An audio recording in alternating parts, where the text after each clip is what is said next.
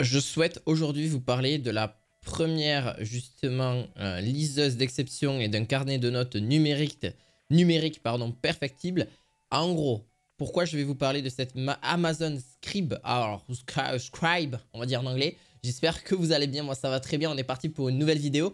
Et donc oui, je vais vous parler d'une grande liseuse de 10,2 pouces, c'est énorme. Et en plus de ça, une liseuse, ça sert à quoi aujourd'hui? Ça vous permet d'avoir des livres totalement en numérisé et d'avoir des centaines, voire même des milliers de livres sur votre tablette directement. Alors c'est ce qu'on appelle justement des Amazon Kindle de base, mais celle-ci c'est des Scribe. Alors pourquoi? C'est la première Kindle, donc en gros destinée à la lecture et à l'écriture aussi.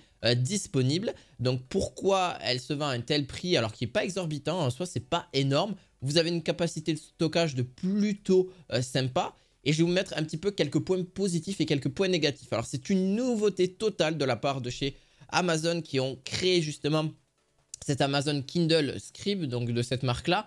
Et en gros, pourquoi? En gros, c'est vraiment simple. Déjà, on a déjà quelques points positifs au niveau de celle-ci. C'est son design, sa qualité de fabrication, sa finesse de l'affichage et son autonomie et la lecture aussi de nuit qui est vraiment sympa. Et par contre, il y a quelques petits points négatifs que j'ai pu en retirer aussi. C'est plus de boutons pour changer de page, qui est un petit peu dommage. Type de pointe très limité, système assez fermé, exportation PDF uniquement et pas de reconnaissance de caractère. Donc j'aurais aimé un petit peu mieux, clairement. Mais je vous en parlais un petit peu plus au niveau de sa prise en main, de sa finesse en maître de mots, etc. Elle a quand même de sacrés bons points dans l'ensemble. En gros, elle est livrée avec un stylet qui permet donc de prendre des notes, de dessiner ou de réaliser des croquis ou en encre électronique et aussi de les consulter ou de les partager à votre guise à qui vous le souhaitez. Et est-ce vraiment une bonne liseuse? Mais ça, c'est ce qu'on va répondre dans cette vidéo. Et est-ce que vraiment il faut abandonner ces carnets de papier, etc. ou tout ça? La réponse est vraiment dans cette vidéo. Et en gros, est-ce que vous avez vu déjà l'écriture à patte de mouche du testeur? D'ailleurs, ne sera pas affichée en manuscrit.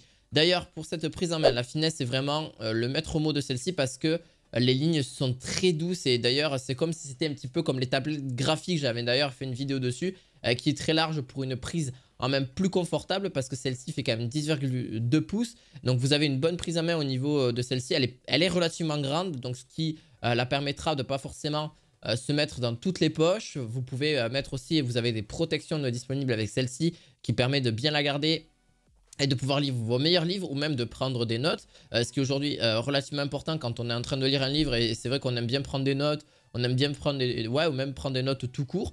Et à la différence d'ailleurs de la concurrence qui favorisait justement le plastique pour ses produits de grande taille, la Kindle Scribe est en aluminium recyclé et en verre. Donc la finition est impeccable. Par contre, ce qui fait d'elle quelque chose de plus fragile. Donc voilà, elle n'est pas du tout certifiée IP60. Donc si vous avez l'habitude de lire dans votre bain, soyez vraiment très très prudent parce que voilà, il peut avoir des craintes que celle-ci ne fonctionne plus. Et voilà, vraiment, je vous conseille de faire très attention là-dessus. Donc elle assure sa stabilité quand nous prenons vraiment des notes de la liseuse qui est posée sur la table. Ça, c'est vraiment un plus. Mais par contre, quand il s'agit de la prendre directement dans les mains, c'est quand même quelque chose de clair, de net et tout ça, mais c'est quand même moins bien, je trouve, que d'autres types de matériel. Enfin, de types de justement de... Je vais y arriver. De d'autres types que vous pouvez retrouver sur le marché, justement pour faire de marquer, etc. sur une tablette classique. D'ailleurs, par contre, elle a une telle finesse au niveau, voilà, pour l'écran et l'affichage qui est lisible en toute situation au niveau de celle-ci parce qu'on a 300 PPP. En gros, c'est vraiment ce qui permet vraiment de bien voir au niveau de l'affichage. On a aussi du 2480 par 1860. Alors là, je vais vraiment dans les détails, mais en gros, c'est la résolution qui permet à cette liseuse d'avoir une grande taille avec la plus grande finesse d'affichage. C'est déjà très appréciable pour du texte. Ce qui en devient le plus à la lecture d'un manga ou même d'une BD, qui est vraiment d'autant plus appréciable, clairement. L'image du manga et de Scribble est vraiment véritable pour les yeux.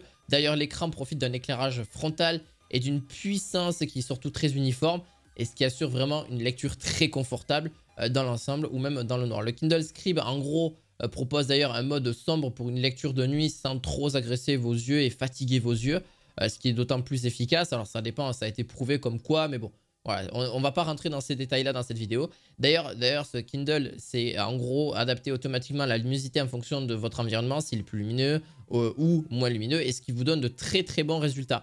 D'ailleurs, il est possible de jouer sur la température des couleurs, du sépia chaud, ou même à un bleuté beaucoup plus froid via une présélection de 24 nuances là-dessus. En gros, l'écran tactile est très réactif. La Kindle Script dispose d'un processeur Mediatek à 2 GHz et qui lui permet de rester bien plus fluide dans les usages. D'ailleurs, même une ergonomie et une lecture bien plus agréable, même les boutons de navigation nous manquent au niveau de celle-ci, ce qui est vraiment un petit peu dommage parce que tout est tactile. Mais c'est vrai que les boutons, on aurait mis des boutons physiques pour pouvoir faire des tas de choses dessus, ce qui est un petit peu dommage. Voilà, c'est un peu manquant, mais bon, voilà, c'est un confort supplémentaire qu'on peut l'avoir ou pas là-dessus. En vrai, par contre, le confort de lecture, j'en ai pas forcément trop parlé non plus, mais est vraiment très optimal. Il est vraiment appréciable au niveau de celle-ci parce que même, par contre, toutefois, elle fait 433 grammes. Donc, au bout d'une bonne demi-heure, trois quarts d'heure, vous commencez à sentir le poids de celle-ci, ce qui est néanmoins la plus appropriée pour de longues sessions de lecture. Mais certains auront noté qu'il n'y a plus de boutons pour changer de page et ça, c'est un petit peu dommage. C'est ce que je vous ai dit. Pour cela, il aurait fallu un petit retour en arrière pour une ergonomie qui s'explique difficilement parce que tout le monde était habitué à ça. Est-ce que je trouve un peu dommage. Alors, je vais vous parler un petit peu de la prise de notes parce que c'est clairement l'objet de cette vidéo. Et en vrai, si on rentre vraiment dans le sujet, c'est que très clairement, le stylet se révèle, le stylet que vous avez quand vous la recevez, se révèle déjà très précis et vraiment un bon contact avec l'écran, ce qui est très agréable. Ce n'est pas encore comme écrire un carnet papier, mais cela commence à s'en rapprocher, surtout que vous pouvez jouer sur le type de pointe, stylo plume, stylo normal, marqueur ou crayon. Donc, il y a vraiment de différentes manières de pouvoir écrire pour chacune des 5 épaisseurs de traits qui est disponible aussi pour marquer tout ça, même des gommes, 5 épaisseurs. Vous avez différentes... voilà, tout est vraiment disponible pour annoter un livre. Et ça, c'est vraiment cool parce que vous pouvez aussi la possibilité, donc comme vous l'avez remarqué, donc grâce à celle-ci, vous pouvez même prendre des notes, surligner avec un stylet sur l'écran, les mots ou les phrases, voilà, pour prendre des portions de texte en cas d'erreur, s'il est possible de corriger le tir, ou peu importe, au moins si vous avez besoin de reprendre des choses, ça peut être un sacré plus. Et c'est vraiment très pratique et vraiment efficace pour annoter des documents les plus naturels possibles. Et en plus de ça, pour retenir si vous avez des choses, ça va enregistrer aussi directement si un jour vous voulez revenir dessus, vous voulez refaire un mode « Ah oui, c'est vrai, il y a un truc que j'avais vu dans ce livre, c'était très intéressant, mais je ne sais plus ce que c'était. » Ben là, vu que vous l'avez marqué, c'est quand même relativement plus agréable. Alors, on va parler un petit peu rapidement de son prix. Son prix et sa disponibilité sont à peu près aux alentours de 350 à 400 € maximum. Sur Amazon, vous pouvez la retrouver à 369 €. D'ailleurs, je vous la mettrai en description de cette vidéo. Pourquoi j'ai décidé de la présenter? Parce que je trouve que c'est un bien très agréable, que ce soit les Amazon Kindle en général. J'en avais d'ailleurs fait une vidéo dessus. Mais surtout, le plus de celle-ci, c'est que vous pouvez prendre des notes. Et on a un stylet quand même relativement agréable dans l'ensemble. Même si ce n'est qu'il y a quand même des détails, malheureusement, sur celle-ci qui est quand même des points négatifs. Hein, les boutons de changement de page qui n'y sont pas, le type de pointe qui est vraiment limité. Ils auraient pu en refaire un petit peu plus, mais on a quand même ce côté très précis et sa longue autonomie aussi dessus. Donc vous pouvez sans problème en faire pendant des heures sans souci. Et surtout un excellent écran qui est proposé de 10,2 pouces qui est bien plus gros et bien plus agréable pour voir un petit peu les BD, les mangas ou même voilà, les gros livres en général si vous lisez beaucoup là-dessus. Donc voilà, j'espère en tout cas que cette vidéo vous aura plu, que ce détail en tout cas vous aura plu, c'est surtout cette review. N'hésitez pas à vous abonner et à mettre un petit pouce bleu et je vous remercie en tout cas pour tout ce que vous m'apportez sur cette chaîne et je vous dis à très bientôt pour une nouvelle vidéo high-tech. À la fois prochaine, ciao ciao.